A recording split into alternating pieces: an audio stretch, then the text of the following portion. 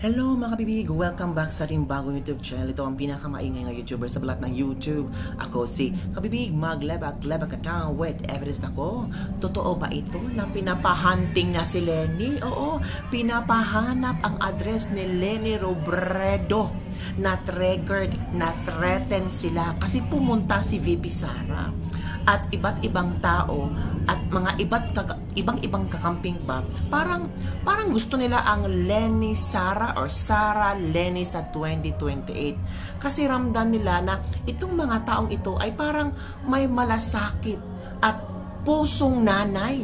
Nako po mga kabibig, kaya si Liza Tanas nataranta, si BBM nataranta, kaya pinapahanap ang address ni Lenny Robredo. Ito yung komento ha. Ito yung istorya ng mga netizen ba na tila they are wondering kung bakit agad-agad ay nakapunta si Bong Revilla at Abalos sa Naga para lang makausap si Lenny. Ano bang problema ni Abalos? Bakit siya pumunta sa Naga? Kasi kabibig, nakipiesta si Abalos.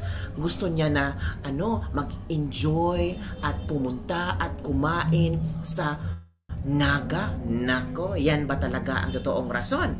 O baka naguluhan sila, natakot sila kasi pumunta si VP Sara, tapos ayaw nila na pati si Lenny ay kukontra sa BBM government. So parang ramdam ng mga tao na hinikayat nila si Lenny na sasanib sa Bongbong Marcos. Nako, mangyayari kaya yan?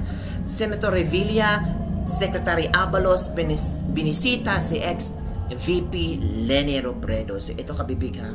Ito yung picture nila kung saan pumunta si Abalos at si Revilla. Nako, ito kita nyo naman, di ba? Nako, grabe, politika.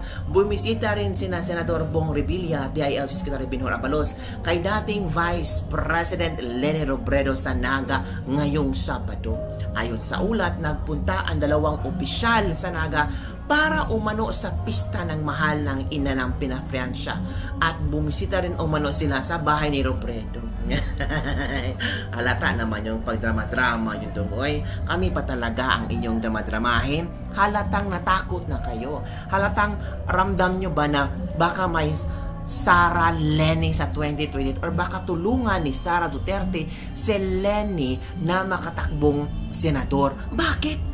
May pasabog ang isang netizen si Crisette Laureta Chuna. Medyo kailangan pa ng more information na parang si Lenny Robredo ay hindi tinutulungan ni Risa Hontiveros, hindi tinutulungan ni Trillanes, mga kapibig. Parang wala na silang pakialam kay Lenny, kaya walang nagpupush kay Lenny Robredo para maging senador. Nako mga kabibig, kaya pala hindi naramdam ng mga kakamping si Risa Hontiveros. Focus na lang si Risa Hontiveros sa Alice Goo. Pero yung yung movie ni Lenny Robredo hindi man lang na-promote.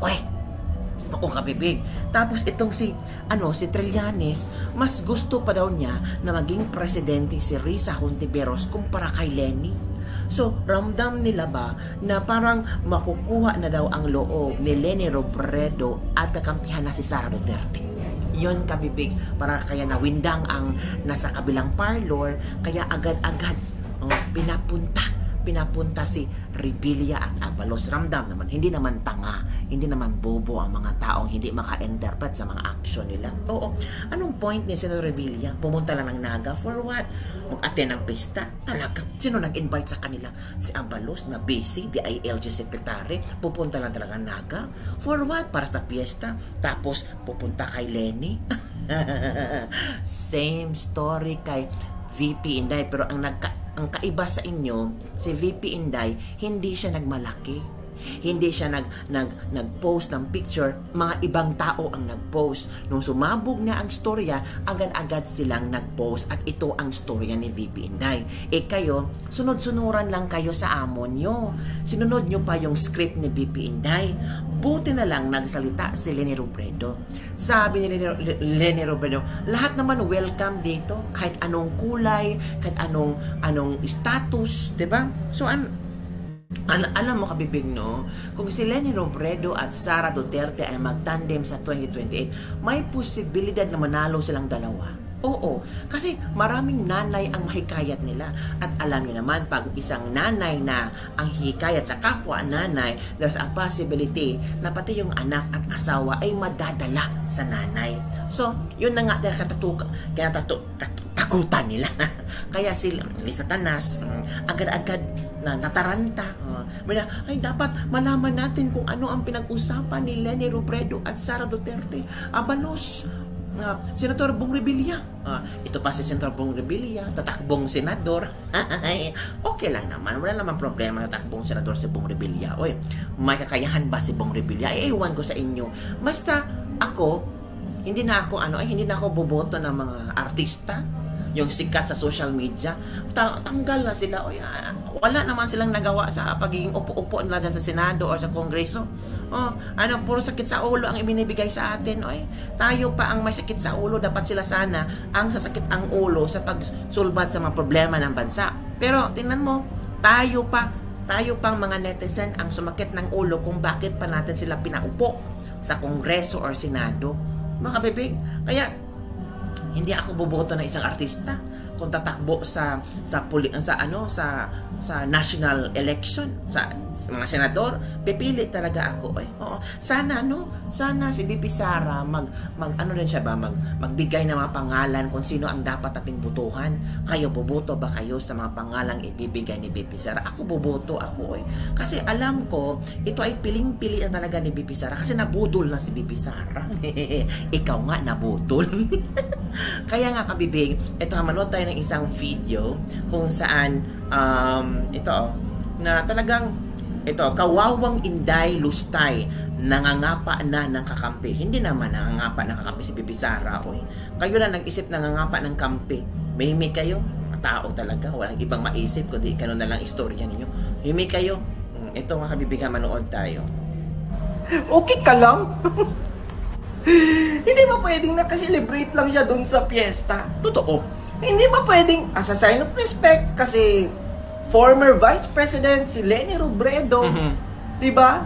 Sa past admin, hindi ba pwedeng ganun lang? Tuma. Ano ba? Kailangan ba talaga na ganyan ang magiging rason dahil nangangapa ng kakampi? Nangangapa? Di ba? Ang problema sa inyo, yung politika nilalagay nyo sa utak nyo. Tama. Chillax po tayo pag may time. Tama. Diba si Leni Robredo, ang kampo ni Leni Robredo na mismo ang nagsabi na wala naman silang pinag-usapan na politika. Tama. Personal matters. Correct. Ano ba? Lahat na lang ba talaga sa inyo? Personalan? Pati Correct. Politika? Correct. Yan yung problema sa inyo no? Politika lang tayo, Chong. Diba? Politika lang. Huwag na nating personalin lahat. Katulad ka rin ni Trillanes si Trililing, silos na silos no? Diba? Kasi yun na nga, nag-met si VP Sara at saka si Leni Robredo. Ano for me mga lods? What's wrong with that? Okay nga diba? Cute. Problema kasi sa inyo, lahat politika sa inyo. Ang problema kasi sa inyo, pinipersonal nyo. And besides, okay sige, kasi ikaw mismo ang nagsimula Sorry pero hindi nga nangalahati. Diba? Hindi nga nangalahati si Leni Robredo sa mga botong nakuha ni VP Inday Sara. Correct, tama. Diba? Sa election, tama. For your information. So, kung iisipin mo, anong mahihita ni VP Inday Sara? Lenny, di ba? Kung politika talaga yung kanyang sadya doon, anong mahihita niya kay VP? Anong makukuha niya kay VP Inday? Kay VP sa mga taong ito. Lenny, di ba? Imagine niyo mga lods, kada kibot ni VP Inday Sara, kada punta. Pero in fairness kung iisipin natin, maganda yung tandem ni Sara at Lenny. Puro babae, women empowerment. Di ba kabibig? So yun lang po kabibig ang ating latest lebak-lebak for the day. Don't forget to like, subscribe, and share this video. I-share mo.